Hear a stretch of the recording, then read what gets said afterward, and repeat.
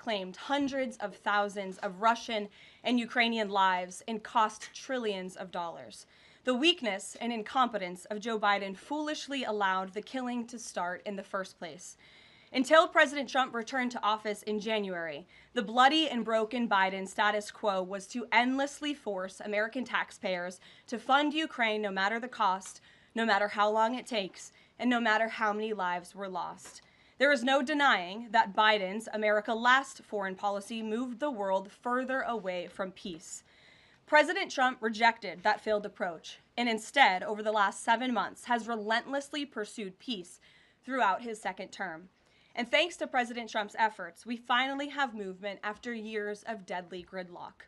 On Friday, as you all know, many of you were there, President Trump hosted Russian President Vladimir Putin in Anchorage, Alaska, for a bilateral meeting.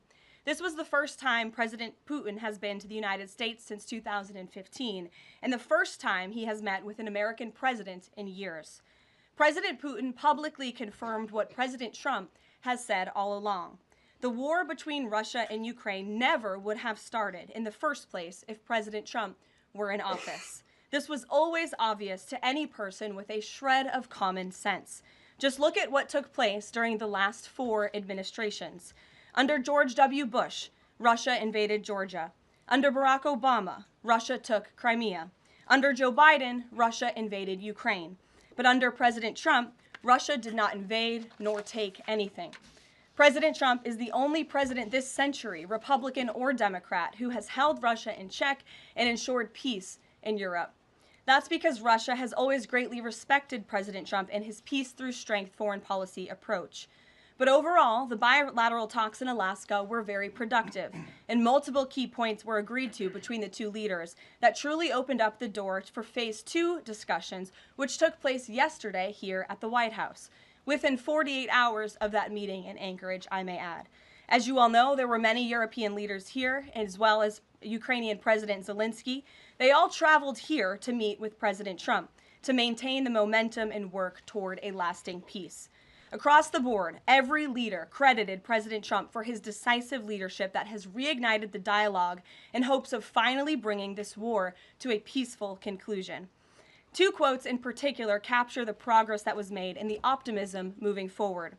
Finnish President Alexander Stubb said, "I think in the past 2 weeks, we've probably had more progress in ending this war than we have had in the past 3.5 years. Again, that is the president of Finland, a country that shares a border with Russia. That's what we call the President Trump effect. NATO Secretary General Mark Rutte also summed it up well. Without President Trump, this deadlock with Putin would not have been broken. He is the only one who could do this."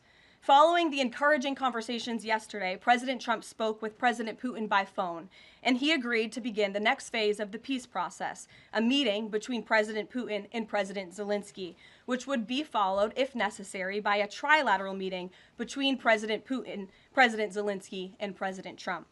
As the president said, Vice President Vance, Secretary Rubio, and Special Envoy Witkoff will continue to coordinate with Russia and Ukraine to make this happen as soon as possible. It's very important to remember that before President Trump's landslide victory last November, there was no end in sight to this bloodshed. Now, there may finally be